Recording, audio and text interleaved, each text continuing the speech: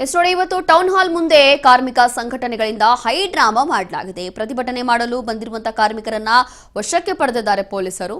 CITU ಅಧ್ಯಕ್ಷೆ S Varalakshmi ಕೂಡ ವಶಕ್ಕೆ ಈಗ ಬೇಕೇ ಬೇಕು ನ್ಯಾಯ ಬೇಕು ಅಂತ ಹೇಳಿ ಕಿರ್ಚಾಡ್ತಾ ಇದ್ರು. ಹಾಗಾಗಿ ಎತ್ತಾಕೊಂಡು ಹೋಗಿದ್ದಾರೆ ಪೊಲೀಸರು. ಸಾವಿರಾರು ಕಾರ್ಮಿಕರನ್ನ ವಶಕ್ಕೆ ಪಡೆದಿದ್ದಾರೆ ಪೊಲೀಸರು.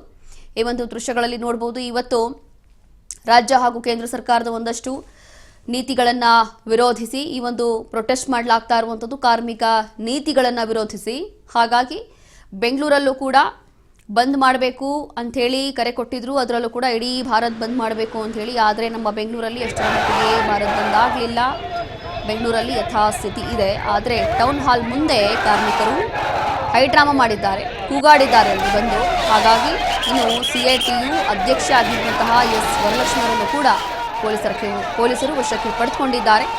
ಬೇಕೇ ಬೇಕು ನ್ಯಾಯ ಬೇಕು ಅಂತ ಹೇಳಿ ಕೂಗಾಡ್ತಾ ಇದ್ರು. ಹಾಗಾಗಿ ಇದೀಗ ಸಾವಿರಾರು ಕಾರ್ಮಿಕರನ್ನ ಇದೀಗ ಪೊಲೀಸರು ವಶಕ್ಕೆ ಪಡೆದಿದ್ದಾರೆ.